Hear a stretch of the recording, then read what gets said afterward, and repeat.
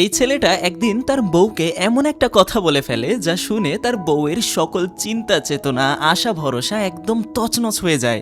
সে বলেছিল, আমি অন্য একটা মেয়ের প্রেমে পড়েছি, তাই তোমার সাথে থেকে আমি সময় নষ্ট করতে পারবো না। এখন নিজের স্বামীর মুখে এমন একটা কথা শোনার পর যে কোনো স্ত্রী হয়তো কান্নাকাটি করত, অনুরোধ করত বা তাকে ফিরে পাওয়ার চেষ্টা করত, কিন্তু সে ওখানে এমন এক কাজ করে বসে যা শুনলে আপনার শরীর একদম শিউরে উঠবে।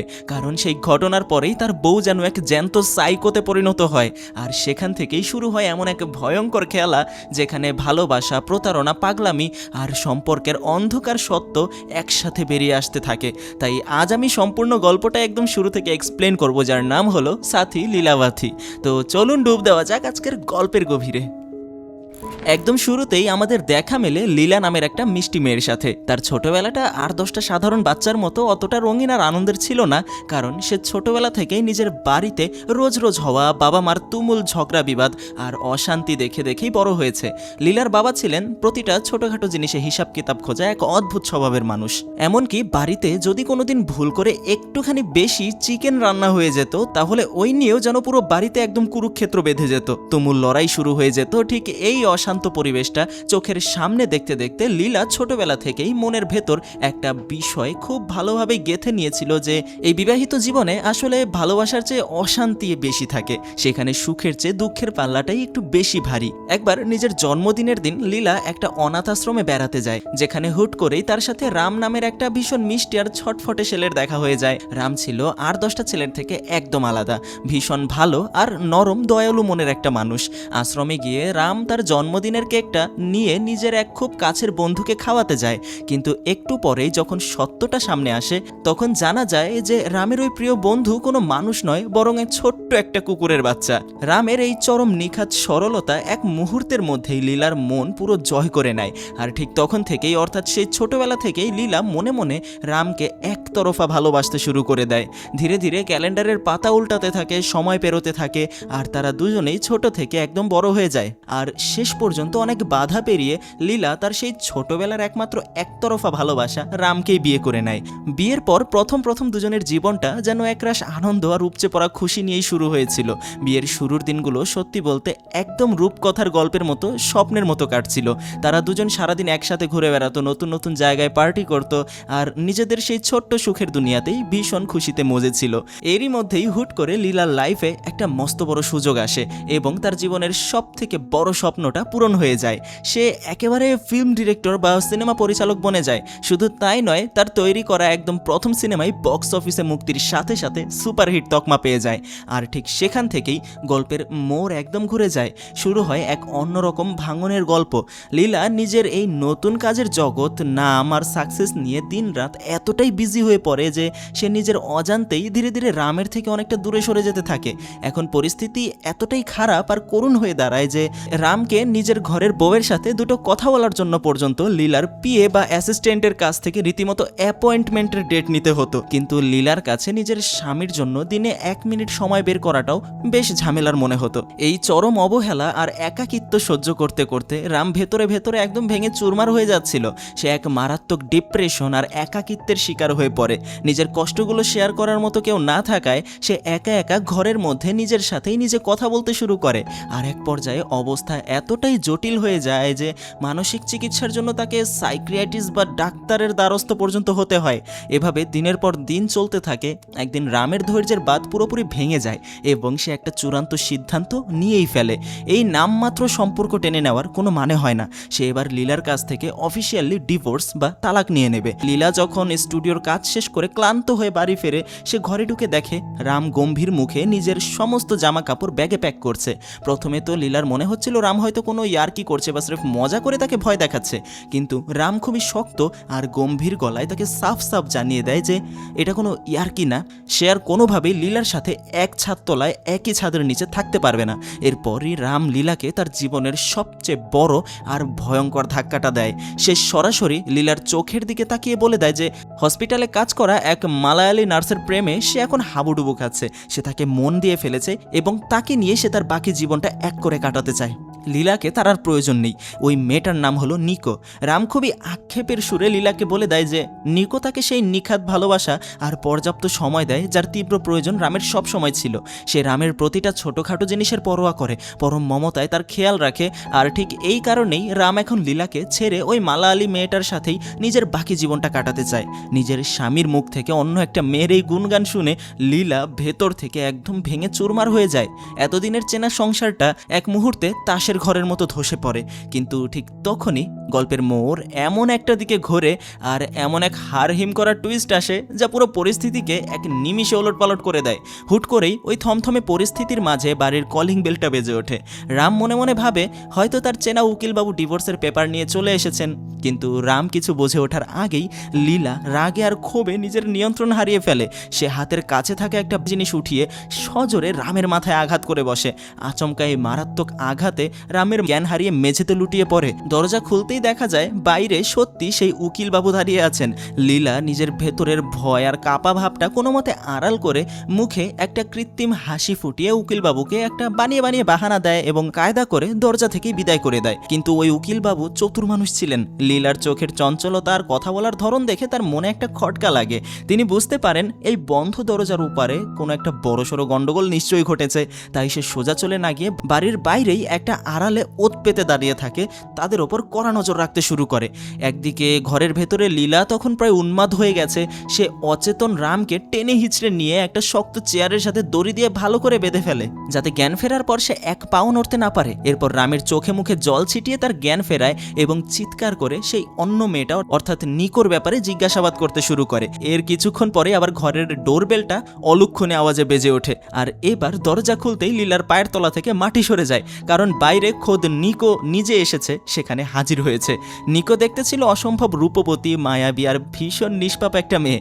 লীলা নিজে একজন মেয়ে হয়েও নিকোর সেই সরল সৌন্দর্য দেখে মনে মনে বেশ অবাক হয়ে যায়। তবে বাইরে থেকে সে নিজেকে অত্যন্ত শান্ত রাখে এবং মুখে এক ফোঁটা রাগ না দেখিয়ে খুব মিষ্টি করে নিকোর সাথে কথা বলতে শুরু করে।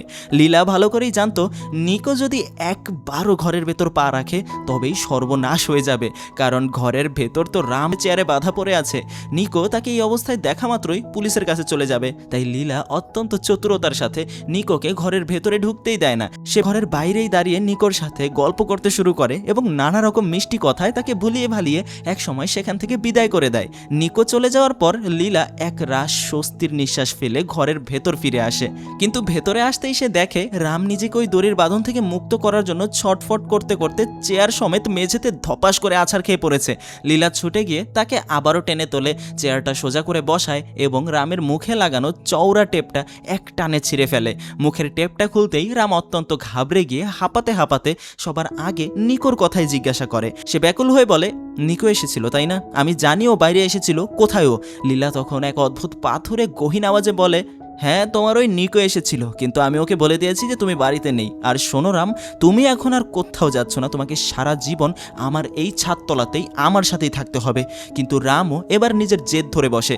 সে সোজাসুজি লীলার মুখের ওপর মানা করে দেয় এবং চিৎকার করে বলে যে সে লীলার মতো একরোখা আর স্বার্থপর মেয়ের সাথে আর একটা মুহূর্তও কাটাতে পারবে না। স্বামীর মুখে এই চরম ঘৃণার কথা শুনে লীলার বুকটা যন্ত্রণায় ফেটে যায়। সে চোখের জল নিয়ে তীব্র ক্ষোভে জিজ্ঞাসা করে, রাম, তোমার যদি আমার সাথে থাকার বিন্দুমাত্র ইচ্ছা নাই থাকতো তবে কেন তুমি আমাকে বিয়ে করতে গিয়েছিলে? কেন আমার জীবনটা নিয়ে এভাবে খেললে?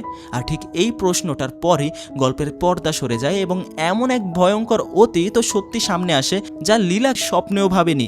রাম তখন এক রাশ ক্ষোভ উগরে দিয়ে জানায় যে সে লীলাকে কোনোদিন ভালোই বাসেনি, তার মনে লীলার জন্য কোনোদিন কোনো অনুভূতির জায়গাই ছিল না। রাম অতীতের পাতা উল্টে বলে, আজ থেকে বহু বছর আগে লীলা যখন একটা কোম্পানির লিফটের ভেতর আটকে গিয়ে প্রায় মৃত্যুর মুখে পড়েছিল, ঠিক তখন রাম নিজের জীবন বাজি রেখে লিফট থেকে লীলাকে অক্ষত অবস্থায় উদ্ধার করেছিল। আর ওই ঘটনার পর থেকে লীলার সাথে রামের দেখা সাক্ষাৎ আর কথাবার্তা বাড়তে থাকে। লীলা নিজের মনে মনে ধরে নিয়েছিল যে রামও হয়তোবা তাকে পাগলের মতো ভালোবাসে, কিন্তু আসল সত্যটা ছিল সম্পূর্ণ আলাদা। রাম আদতে অন্য একটা মেয়েকে নিজের পরাণের চেয়েও বেশি ভালোবাসতো, যার নাম ছিল প্রিয়া। এই নিষ্ঠুর সত্যটা নিজের কানে শোনা মাত্রই লীলা ভেতরে ভেতরে একেবারে ভেঙে চুরমার হয়ে যায়। তার এতদিনের সাজানো ভালোবাসার পৃথিবীটা এক নিমিষে শ্মশান হয়ে গেল। কিন্তু রাম এখানেই থেমে থাকে না, সে আরও একটা বড় সত্য ফাঁস করে বলে লীলার ওই গুন্ডা প্রকৃতির মামা রামের মাথায় বন্দুক ঠেকিয়ে তাকে প্রাণে মেরে ফেলার হুমকি দিয়ে জবরদস্তি এই বিয়ের পিড়িতে বসাতে বাধ্য করেছিল। এত বছর পর এই নির্মম সত্যিটা জানতে পেরে লীলার মাথায় যেন আকাশ ভেঙে পড়ে। এতকাল সে যেই ভালোবাসাকে নিজের জীবনের চেয়ে পবিত্র আর খাঁটি জিনিস বলে বিশ্বাস করেছিল, তা আসলে ছিল এক চরম বাধ্যবাধকতা আর খাঁচার ছটফটানি। তবে রাগ আর খুব উগরে দেওয়ার মাঝেই রামের গলাটা একটু নরম হয়ে আসে। সে বেশ বিষণ্ণ চোখে লীলার দিকে তাকিয়ে বলে, তবে একটা কথা সত্যি ছিল, বিয়ের পরের প্রথম একটা বছর কিন্তু আমার লাইফের সব থেকে সুন্দর সময় ছিল। তোমার মায়া আর ভালোবাসায় আমি সত্যি আমার অতীত ভুলে ধীরে ধীরে তোমার প্রেমে পড়তে শুরু করেছিলাম। আমরা দুজনে ভীষণ সুখেও ছিলাম, কিন্তু যেই তুমি নিজের ক্যারিয়ার আর ডিরেকশনের কাজে বিজি হয়ে পড়লে, তুমি আমাকে পুরো একটা জ্যান্ত লাশের মতো একা ফেলে দিলে। আর তোমার দেওয়া ওই একাকিত্বের যন্ত্রণাই আজ আমাকে এই ডিভোর্সের দরজা এনে দাঁড় করিয়েছে। স্বামীর মুখে এই ভেতরের কষ্ট আর কান্নার কথা শুনে লীলার পাথরে মনটা এক মুহূর্তে গলে জল হয়ে যায়। সে আর এক মুহূর্ত দেরি না করে নিজের হাতে রামের বাঁধনগুলো এক এক করে খুলে দেয় এবং তার হাত দুটো শক্ত করে ধরে আকুল হয়ে বলে, রাম, আমাকে একটা বারের সুযোগ দাও, আমি আমাদের সব কিছু আগের মতো ঠিক করে দেব।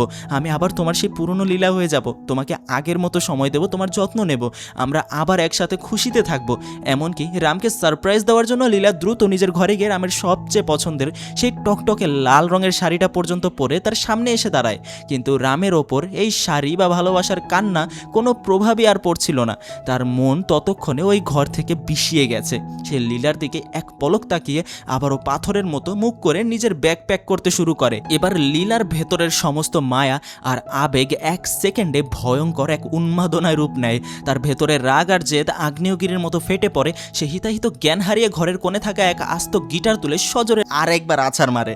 এরপর দুজনের মধ্যে ভয়াবহ ধস্তাধস্তি শুরু হয়ে যায়। শেষ পর্যন্ত লীলা রামকে জানোয়ারের মতো টেনে হিঁচড়ে নিয়ে বাথরুমের ভেতর বন্ধ করে দেয় এবং দড়ি দিয়ে এমনভাবে আষ্টে পিষ্টে বেঁধে ফেলে যাতে সে নড়ার সুযোগও না পায়। বাথরুমের ওই আবছা আলোয় রামের কাছে এখন লীলাকে আর কোনো সাধারণ মানুষ বলে মনে হচ্ছিল না। লীলার ওই লাল শাড়ি আর হিংস্র চেহারা দেখে রামের মনে হচ্ছিল সে কোনো ডাইনি বা ভূতের সামনে দাঁড়িয়ে আছে।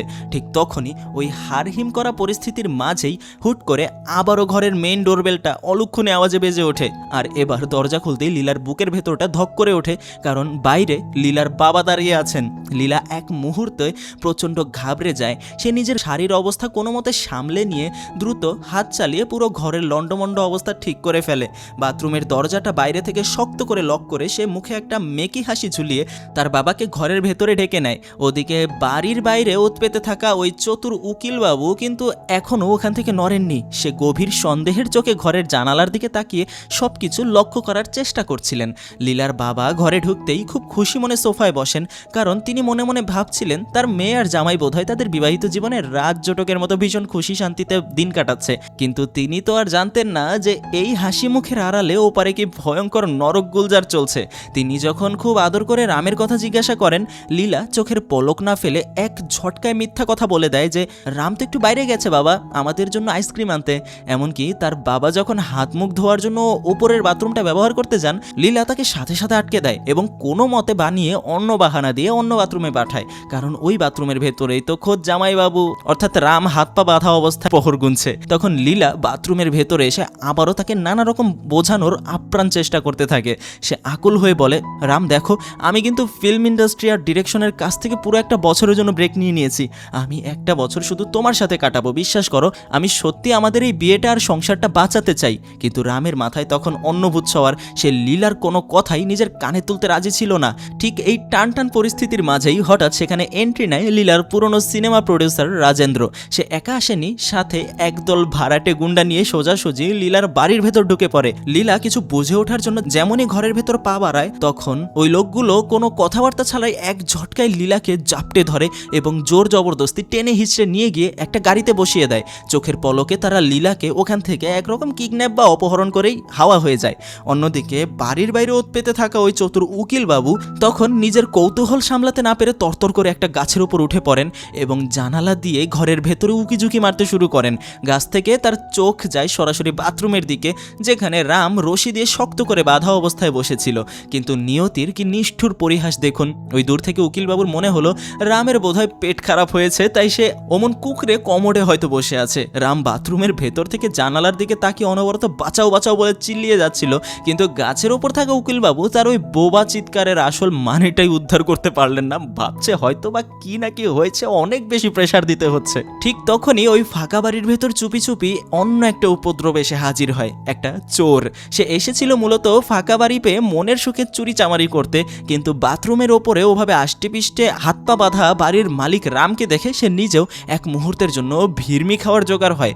রাম ওই চোরটাকে দেখা মাত্রই তার কাছে নিজের বাঁধন খুলে দেওয়ার জন্য আকুতি মিনতি করতে শুরু করে, কিন্তু চোর বেটা তো আর 10টা সাধারণ মানুষের মতো ছিল না। সে রামকে সাহায্য করা তো দূরের কথা, উল্টো মালিককে বন্দি দেখে বেশ খোশ মেজাজে পুরো বাড়িটাকে নিজের বাপের সম্পত্তি বানিয়ে ফেলে। সে আয়েশ করে বাথরুমে ঢুকে শাওয়ার অন করে স্নান সারে, রামের দামি দামি পারফিউম গায়ে মাখে এবং পুরো ঘরে রাজার মতো ঘুরে ঘুরে লাইফ এনজয় করতে শুরু করে। রামের অবস্থা তখন এমন এক জায়গায় গিয়ে ঠেকেছে যে তার নিজের সাজানো জীবনটাই এখন এক চরম হাস্যকর মজায় পরিণত হয়েছে। আর ঠিক এই পয়েন্ট থেকেই সিনেমাটা আরো বেশি পাগলামি আর মাথা নষ্ট করা টুইস্টের সাথে সামনে এগোতে থাকে। বাথরুমের ভেতর ঘন্টার পর ঘন্টা ওভাবে বন্দি থাকতে থাকতে রামের ধৈর্যের শেষ সীমাটুকু পার হয়ে যায়। এই চূড়ান্ত পাগলামি আর জগা খিচুড়ি অবস্থা থেকে কিভাবে নিজেকে মুক্ত করবে সে কোনো পথ খুঁজে পাচ্ছিল না। তখনই সে খাতির জমিয়ে ওই চোরটাকে এক মোক্ষম অফার দিয়ে বসে। রাম নিজের ওয়ালেটের ভেতর থাকা একটা ক্রেডিট কার্ডের দিকে ইশারা করে খুব চতুর গলায় বলে, আমার এই কার্ডটার ভেতর পুরো 2 লাখ টাকা ক্যাশ আছে, এই পুরো টাকাটা আমি আপনাকে দিয়ে দেবো, শুধু আপনি দয়া করে আমার শরীরের এই বাঁধনগুলো খুলে দিন।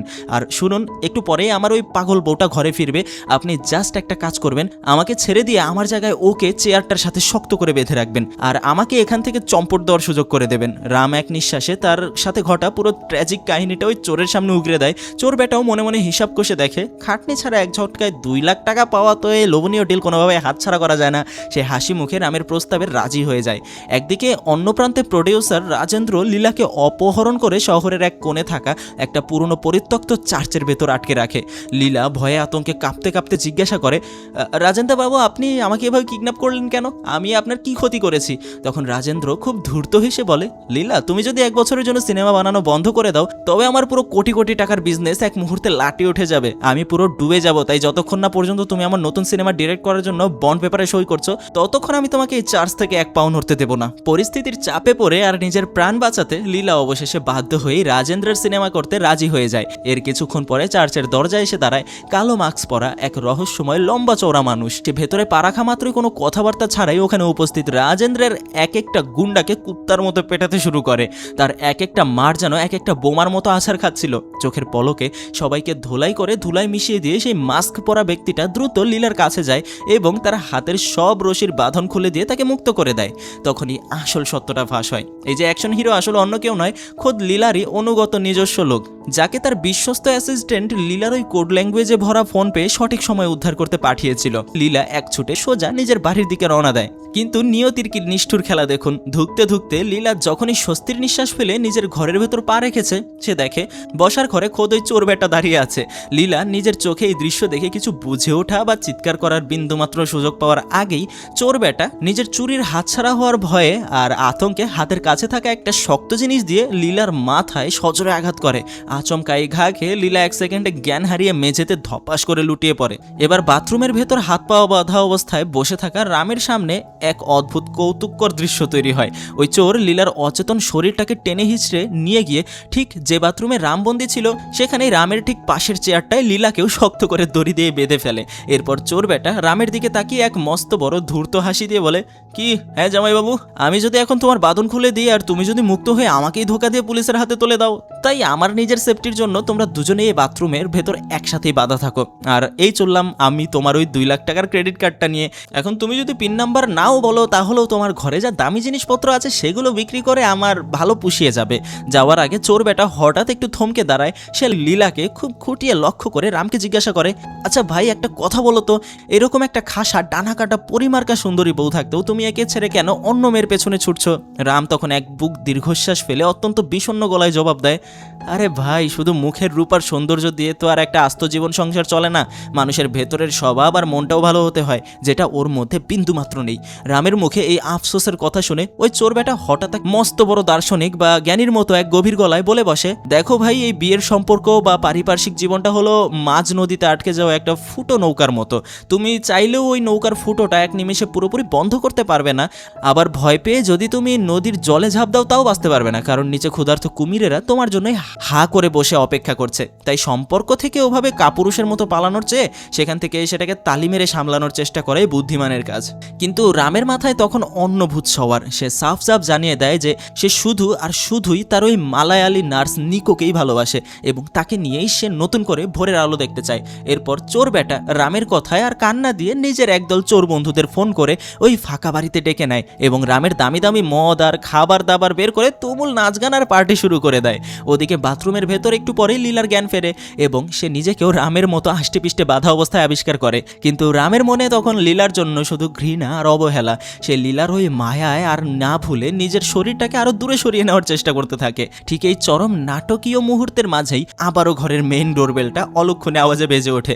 চোরদের একজন গিয়ে দরজা খুলতেই সামনে যা দেখে তাতে ঘরের ভেতরে পুরো চোরদের গ্যাং এক মুহূর্তে থমকে যায়। আর তার এই পরিচয় পাওয়ার পরই চোরের মাথায় দুষ্টু বুদ্ধি খেলে যায়। সে নিকোকে খুব সমাদর করে ঘরের ভেতর ডেকে নেয় এবং মনে মনে প্ল্যান করতে থাকে যে এবারে এই কচি খুকিটাকেও বাথরুমে নিয়ে ওই জোড়া কাপড়ের সাথে শক্ত করে বেঁধে এক লাইনে বসিয়ে দেবে। কিন্তু ওই চোর বেটা তো আর জানতো না নিকো দেখতে বাইরে থেকে যতটাই ডানাকাঠা পরি আর মাসুম হোক না কেন, ভেতর থেকে সে কিন্তু কোনো সাধারণ বা অবলা মেয়ে ছিল না।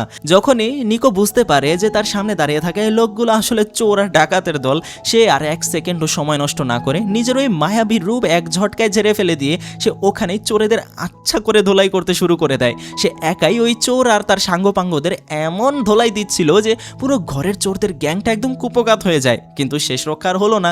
মারামারির এক পর্যায়ে প্রধান চোরটা পেছন থেকে একটা মোক্ষম সুযোগ পেয়ে যায়। আচমকা এই মারাত্মক আঘাত খেয়ে নিকো তাদের দুজনের মতোই মাটিতে লুটিয়ে পড়ে। এবার বাথরুমের ভেতরে নরক গুলজার দৃশ্যটা এক অদ্ভুত ত্রিভুজ রূপ ধারণ করে। বাথরুমের ভেতরে একটু পরে যখনই নিকোর জ্ঞান ফেরে, সে চোখের সামনে রামকে দেখতে পায়। সে কোনো কিছু না ভেবেই চিৎকার করে লীলাকে আচ্ছা করে দু চার কথা শোনাতে শুরু করে। রাম তখন নিজের ঘাড়ে আর মুখে কোনো রকম ইশারা করে নিকোকে শান্ত করার আপ্রাণ চেষ্টা করছিল। নিকো অনবরত চিৎকার করতে থাকে, রাম যদি তোমার সাথে বিন্দু মাত্র খুশিতে না থাকে তবে তোমার কোনো অধিকার নেই তাকে এভাবে জোর জবরদস্তি নিজের খাঁচায় বন্দি করে রাখার। ও যার সাথে সুখী তার সাথেই নিজের মতো করে বাঁচবে। নিকোর মুখ থেকে বেরোনো এই তপ্ত কথাগুলো এক মুহূর্তে লীলার মনের ভেতর তীরের মতো গিয়ে বিঁধে যায়। তার বিশ্বাসের দেওয়াল যেন মস্ত বড় ধাক্কা লাগে। সে জীবনে প্রথমবার নিজের মনের গভীর থেকে একা একাই ভাবতে শুরু করে যে সত্যিই তো সে আসলেও নিজের জেদের বসে আর ভালোবাসার নামে রামকে একটা জ্যান্ত লাশের মতো নিজের কাছে জোর করে আটকে রেখেছিল। তারপর তারা তিনজন মিলে একে অপরের হাতের দড়ি এক এক করে খুলে দিয়ে পুরোপুরি মুক্ত হয়ে যায়। লীলা তখন নিজের চোখের জল আড়াল করে খুব নিচু আর ধরা গলায় রামের দিকে তাকিয়ে বলে, রাম, তুমি যা চেয়েছিলে ঠিক তাই হবে। আমি তোমাকে খুব শীঘ্রই অফিসিয়ালি ডিভোর্স দেব, কিন্তু আমার একটা শেষ অনুরোধ। আমাদের এই 3.5 বছরের চেনা সম্পর্কটা চিরকালের মতো শেষ হয়ে যাওয়ার আগে তুমি শুধু শেষ 3টা ঘন্টা আমার সাথে কাটাও। আমি এই শেষ সময়টুকু আমাদের বিয়ের অন্তিম মুহূর্তগুলো ভেবে নিজের মতো করে একটু বাঁচতে চাই। রামও রাজি হয়ে যায় এবং নিকোকে বলে, নিকো, তুমি আজকের মতো বাড়ি ফিরে যাও, যা কথা হওয়ার কাল সকালে এসে হবে। নিকো চলে যাওয়ার পর রাম আর লীলা একসাথে ঘরের বাইরে ঘুরতে বের হয়। এই শেষ 3টা ঘন্টার মধ্যে লীলা তার জীবনের সেই সমস্ত কাজ করার আপ্রাণ চেষ্টা করছিল যা সে গত 3 বছর ধরে নিজের ক্যারিয়ার আর সিনেমা বানানোর অন্ধমোহে নিজের স্বামীর জন্য করতে পারেনি। সে রামের সাথে অনেক গল্প করে, তার সাথে কোয়ালিটি টাইম স্পেন্ড করে এবং তাকে খুশি করার জন্য নিজের শেষ চেষ্টাটুকু করতে থাকে। কিন্তু আফসোস, ততক্ষণে বড্ড দেরি হয়ে গিয়েছিল। রামের মনের ভেতর থেকে ওই 3.5 বছরের সম্পর্কের সুতোটা ততদিনে প্রায় ছিঁড়ে একেবারে শেষ হয়ে গেছে। লীলা ক্লান্ত শরীর আর ভাঙা মন নিয়ে ঘরে ফিরে গিয়ে সোফাতেই ঘুমিয়ে পড়ে। আর ওদিকে রাম বাড়ির বাইরে এসে সেই চতুর উকিল বাবুর কাছ থেকে ডিভোর্সের কাগজ দুটো হাতে নেয় এবং কোনো কিছু না ভেবেই একটানে সেখানে নিজের সাইন করে দেয়। কিন্তু ঠিক তখনই ঘরের ভেতর থেকে লীলা আচমকা দরজার বাইরে ছুটে আসে এবং রামের হাত থেকে কাগজটা কেড়ে নিয়ে চোখের জল মুছতে মুছতে নিজের সইটাও ওখানে বসিয়ে দেয়। কিন্তু সই করা মাত্রই লীলার চোখের সামনের পুরো দুনিয়াটা কেমন যেন বনবন করে ঘুরতে শুরু করে। সে নিজের শরীরের ভারসাম্য সামলাতে না পেরে মাথা ঘুরে ওখানেই পড়ে যায়। 1 সেকেন্ডও দেরি না করে লীলাকে তুলে নিয়ে সোজা হাসপাতালের দিকে দৌড় লাগায়। হসপিটালের ইমার্জেন্সি রুমে ডাক্তাররা যখন লীলাকে ভালো করে পরীক্ষা নিরীক্ষা করে বাইরে আসেন, তখন ডাক্তার জানান যে লীলা আসলে মা হতে চলেছে। এই সত্যটা নিজের কানে শোনা মাত্রই রামের মাথার ওপর যেন খই ফুটতে শুরু করে। তার ভেতরের সমস্ত হিসাব নিকাশ 1 সেকেন্ডে ওলটপালট হয়ে যায়। সে এবার বুঝতে পারে যে লীলা কেন হুট করে নিজের ক্যারিয়ারের অত বড় সাকসেস আর সিনেমা ডিরেকশনের কাছ থেকে পুরো 1 বছরের জন্য লম্বা ব্রেক নিয়েছিল। সে আসলে ফিল্ম ইন্ডাস্ট্রির জন্য নয়, বরং নিজের পেটে থাকাও সেই অনাগত সন্তান আর নিজের ছোট্ট পরিবারকে একটা সুন্দর ভোরের আলো উপহার দেওয়ার জন্যই সব কাজ ফেলে সময়টা বের করার চেষ্টা করছিল। নিজের এই চরম ভুলের কথা বুঝতে পেরে রামের ভেতর একদম চুরমার হয়ে যাচ্ছিল। তখন লীলা নিজের চোখের জল মুছতে মুছতে খুবই কান্না ভেজা গলায় বলে, আমি কোনোদিনও একটা নিষ্পাপ বাচ্চার দোহাই দিয়ে বা তাকে ইমোশনাল ব্ল্যাকমেল করে তোমাকে এই সংসারে জোর করে আটকে রাখতে চাইনি। আর একটা কথা শোনো রাম, এই পৃথিবীতে প্রতিটা মেয়ের স্বপ্ন কি শুধু দিনরাত 24 ঘন্টা ঘরের হাড়ি ঠেকানো আর সংসার সামলানো? তার নিজের কি কোনো আলাদা স্বপ্ন বা ক্যারিয়ার থাকতে পারে না? যেমন তোমার একটা সুন্দর লাইফের স্বপ্ন ছিল, ঠিক তেমনই আমারও সিনেমা বানানোর একটা বড় স্বপ্ন ছিল। এবার যদি তোমার আমাকে ছেড়ে চলে যাওয়ার বিন্দুমাত্র ইচ্ছা থাকে রাম, তবে তুমি খুব খুশি মনে নিকোর হাত ধরে চলে যেতে পারো, কারণ আমার এই অন্ধকার জীবনে একা বেঁচে থাকার জন্য আর তোমার এই নামমাত্র ভালোবাসার প্রয়োজন নেই। এখন আমার সাথে বাঁচার জন্য আমার নিজের সন্তানই যথেষ্ট। বউয়ের মুখ থেকে এই চরম আর তপ্ত সত্যিকার কথাগুলো শোনা মাত্রই রামের ভেতরের সমস্ত পুরুষালী দম্ভ আর অহংকার এক মুহূর্তে শ্মশান হয়ে যায়। সে লজ্জায় আর অপরাধ বোধে একদম পাথরের মতো স্তব্ধ হয়ে দাঁড়িয়ে থাকে। এর কিছুদিন পরেই যখন সবকিছু প্রায় একটু ঠিক হতে শুরু করেছিল, তখন ওই পুরনো ধূর্ত প্রডিউসার রাজেন্দ্র তার পূর্ব শত্রুতার জের ধরে লীলাকে দিয়ে জোর করে সিনেমা বানানোর জন্য আবারও তাকে অপহরণ করে নিয়ে যায়। তবে এবার আর আগের মতো কোনো চোর বা অ্যাসিস্ট্যান্ট নয়, নিজের চোখের সামনে নিজের গর্ভবতী বউ আর ভালোবাসার এই চরম অপমান দেখে রাম আর 1 সেকেন্ড ঘরে বসে থাকলো না। লীলাকে সোজা নিয়ে যাওয়া হয় প্রডিউসার রাজেন্দ্রর এক মস্ত বড় ফিল্মের ক্লাইম্যাক্স শুটের সেটে। সেখানে তার চারপাশ জুড়ে পেতে রাখা হয়েছিল একের পর এক মারাত্মক আর ভয়ঙ্কর সব ট্র্যাপ। এবার নিজের গর্ভবতী বউ আর অনাগত সন্তানের প্রাণ বাঁচাতে রাম নিজের জীবনের পরোয়া না করে সেই মরণ ফাঁদের ভেতর ঝাঁপিয়ে পড়ে। অনেক বাধা পেরিয়ে অবশেষে লীলাকে অক্ষত অবস্থায় সেই খাঁচা থেকে উদ্ধার করে আনে। কিন্তু লীলাকে বাঁচানোর ঠিক পরের মুহূর্তেই গল্পের একদম শেষ অঙ্কে এমন একটা অবিশ্বাস্য মাথা ঘুরিয়ে দেওয়া অন্তিম টুইস্ট সামনে আসে, যা এই পুরো কাহিনীর প্রেক্ষাপটকে 1 সেকেন্ডে গোড়া থেকে বদলে দেয়। আসলে আজ থেকে বহু বছর আগে বিয়ের পিঁড়িতে বসার পূর্বে রাম রাতের পর রাত ফোন করে প্রিয়া নামের যে মেয়েটার প্রেমে হাবুডুবু খেত, যার মায়াবী কণ্ঠের জন্য সে দিনরাত চাতক পাখির মতো অপেক্ষা করত, সেই প্রিয়া অন্য কোনো দূর আকাশের তারা ছিল না। সে আর কেউ নয়, স্বয়ং খোদ লীলাই ছিল। হ্যাঁ, ঠিকই শুনেছেন, লীলাই সেই অজানা অচেনা নাম্বার থেকে নিজের পরিচয় গোপন করে প্রিয়া সেজে রামের সাথে ঘন্টার পর ঘন্টা কথা বলতো। এত বছর পর এই চরম অলৌকিক সত্যটা নিজের চোখের সামনে উন্মোচিত হতে দেখে রামের মুখের ভাষা একদম হারিয়ে যায়। সে পুরো স্তব্ধতায় পাথরের মতো দাঁড়িয়ে থাকে। সে একবার হারহিম করা এক অনুভূতিতে বুঝতে পারে যে লীলা তাকে শুধু আজ থেকে নয়, বরং গত কতগুলো বছর ধরে কতখানি অতল গভীরতায় নিজের মনের মণিকোঠায় আগলে রেখে ভালোবেসে এসেছে। ঠিক তখনই ওই আবেগঘন পরিবেশের মাঝে রামের প্রেমিকা নিকোও নিজের চোখের জল মুছে একটু সামনে এগিয়ে আসে। সে ভীষণ ইমোশনাল হয়ে ভাঙা গলায় রামকে বলে, রাম, আমার এতদিন মনে হচ্ছিল যে আমি বোধহয় তোমার জীবনে এসে তোমাদের এই 3.5 বছরের সাজানো সংসারের মাঝখানে এক মস্ত বড় দেওয়াল হয়ে দাঁড়িয়েছি। কিন্তু আজ এখানে দাঁড়িয়ে এই ধ্রুব সত্যটা দেখার পর আমি বুক ঠুকে বলতে পারি, লীলা তোমাকে নিজের জীবনের চেয়েও যতখানি মন উজাড় করে ভালোবেসেছে, ততখানি খাঁটি ভালোবাসা হয়তো আমি তোমাকে আমার এই পুরো জীবনে কোনো দিন দিতে পারবো না। রাম, তোমার আসল জায়গা আমার কাছে নয়, তোমার শুধু তোমার লীলার সেই চেনা বুকেই মানায়। যাওয়ার আগে নিকো জীবনের এক মস্ত বড় চিরন্তন সত্যির কথা মনে করিয়ে দিয়ে বলে, শোনো রাম, এক ছাদের নিচে থাকতে গেলে স্বামী স্ত্রীর মধ্যে একটু মনোমালিন্য, রোজকার লড়াই হওয়াটা কোনো ভুল কিছু নয়, কিন্তু প্রতিটা ছোটোখাটো ঝগড়ার শেষ পরিণতি, একমাত্র সমাধান কখনো ডিভোর্স বা তালাক হতে পারে না। আসল বিবাহিত জীবন বা সত্যিকারের বিয়ে তো সেটাই, যেখানে হাজারো ঝগড়া আর অভিমানের পরেও একে অপরের ভেতরে না বলা কথাগুলো বোঝা যায়, কঠিন পরিস্থিতিতে একে অপরকে পর্যাপ্ত সময় দেওয়া যায় এবং জীবনের সবচেয়ে অন্ধকার ও কঠিনতম মুহূর্তগুলোতে চেনা জীবনসঙ্গীর হাতটা আরও শক্ত করে ধরা, পাশে এগিয়ে যাওয়ার নামই তো আসল ভালোবাসা। এই গভীর কথাগুলো বলে নিকো এক রাশ হালকা মন নিয়ে চিরকালের মতো তাদের জীবন থেকে বিদায় নিয়ে চলে যায়। নিকো চলে যাওয়ার পর অবশেষে রামের চোখের সামনে সমস্ত মায়া আর অহংকারের পর্দা পুরোপুরি কেটে যায়। সে নিজের করা প্রতিটা ভুলের কথা, প্রতিটা অবহেলার কথা মনে করে তীব্র অপরাধবোধে ভুগতে শুরু করে। তবে দাঁড়ান, গল্পের চরম চমকপ্রদ সত্যটা কিন্তু এখন উন্মোচিত হওয়া বাকি ছিল। তা হলো ওই ধূর্ত প্রডিউসার রাজেন্দ্র কিন্তু আদতে লীলাকে কোনোদিন সত্যি সত্যি কিডন্যাপ বা অপহরণ করেইনি। এই পুরো অপহরণের নাটক, এই চার্চে অ্যাকশন আর ক্লাইম্যাক্সের সেটে মরণ ফাঁদ সব কিছু ছিল খোদ লীলার নিজের মাথায় তৈরি করা এক মস্ত বড় মাস্টার প্ল্যান। লীলা নিজেই পর্দার আড়ালে থেকে প্রডিউসার রাজেন্দ্রর সাথে এক মস্ত বড় গোপন ডিল বা চুক্তি করেছিল, যাতে এই নকল বিপদের নাটক দেখে রামের পাথরে পরিণত হওয়া মনের ভেতর লীলার জন্য হারানো ভালোবাসা যেন আবার জেগে ওঠে। আর এই মস্ত বড় নাটকে সাথ দেওয়ার বদলে লীলা রাজেন্দ্রকে তার আগামী সুপারহিট ফিল্মটা ডিরেক্ট করে দেওয়ার পাকা প্রতিশ্রুতি দিয়েছিল। শুধু তাই নয়, লীলার বাড়ির ভেতর চুরি করতে আসা যে চোরটাকে আমরা দেখেছিলাম, সেও কিন্তু আসল কোনো চোর ছিল না। সে আদতে ছিল লীলারই পরম অনুগত বিশ্বস্ত পার্সোনাল অ্যাসিস্ট্যান্ট। অর্থাৎ গল্পের একদম প্রথম পাতা থেকে শুরু করে এই শেষ পাতা পর্যন্ত ঘটা প্রতিটা জগা খিচুড়ি আর পাগলামি ভরা খেলা লীলা নিজেই এক মস্ত বড় স্ক্রিপ্ট রাইটারের মতো নিখুঁতভাবে প্ল্যান করেছিল। হ্যাঁ, একজন সিনেমার ডিরেক্টর, বুঝতেই পারছেন। আর এই পুরো খেলার পেছনে তার একমাত্র উদ্দেশ্য ছিল একটাই, যাতে তার চেনা স্বামী রাম আবার একটা বারের জন্য তার ভালোবাসায় ফিরে আসে। তার চোখের ভেতরে তীব্র আর নিখাত ভালোবাসার গভীরতা যেন সে মন থেকে বুঝতে পারে। আর শেষ পর্যন্ত লীলার এই ভালোবাসার জেদের কাছে রামের সমস্ত অভিমান গলে জল হয়ে যায় এবং রাম ও লীলা আবারও চিরকালের জন্য এক ছাদের নিচে এক হয়ে যায়। তা সিনেমাটা আমাদের সমাজের বুকে এক মস্ত বড় বার্তা দিয়ে যায় কিন্তু, যে বিবাহিত জীবন বা সংসার টিকিয়ে রাখার জন্য শুধু মুখের একতরফা ভালোবাসাই যথেষ্ট নয়। সেই ভালোবাসার সাথে সাথে একে অপরের প্রতি পর্যাপ্ত সময় দেওয়া, পার্সোনাল টাইম স্পেন্ড ও ক্যারিয়ারের প্রতি গভীর বুঝদার হওয়া এবং একে অপরের ভেতরে সুপ্ত আবেগ অনুভূতির কদর করাটাও কিন্তু সমানভাবে জরুরি। একটা সাধারণ পরিবারের স্বামী স্ত্রীর মধ্যে রোজকার টুকটাক অশান্তি ঝগড়া হওয়াটা খুবই স্বাভাবিক, কিন্তু একটা স্বাভাবিক ব্যাপার এটা। কিন্তু সেই অভিমানে ভেসে গিয়ে প্রতিটা ঝগড়ার শেষ সমাধান হিসেবে ডিভোর্সের কাগজ হাতে তুলে নেওয়াটা কিন্তু কোনো বীরত্ব বা বুদ্ধিমত্তা নয়, বরং নিজের ভাঙতে বসা সম্পর্কটা বাঁচানোর জন্য দুজনকেই অহংকার ভুলে একে অপরকে বুঝতে হবে, একসাথে বসে কথা বলার সময় দিতে হবে। নিজের জীবনসঙ্গীর স্বপ্ন বা ক্যারিয়ারকে কোনোদিন ভুল বা স্বার্থপর বলে ভুল বোঝা উচিত নয়, কারণ এই স্বার্থপর দুনিয়ার সত্যিকারের ভালোবাসা তো সেটাই যা জীবনে হাজারটা ঝড়ঝাপটা, কঠিন পরিস্থিতি আর অন্ধকারের মাঝেও চেনা মানুষের হাতটা মাঝপথে ছেড়ে দিয়ে পালিয়ে না যায়, বরং শেষ মুহূর্ত পর্যন্ত ঢাল হয়ে পাশে দাঁড়িয়ে থাকে। তো কেমন লাগলো আজকের গল্পটা সেটা কমেন্ট করে জানাতে পারেন। ভালো লাগলে লাইক করবেন, আর নতুন হলে সাবস্ক্রাইব করবেন। সাথে এই যে স্ক্রিনে আরও একটা ভিডিও ভেসে উঠেছে, এটাও ক্লিক করে দেখা শুরু করতে পারেন। ধন্যবাদ।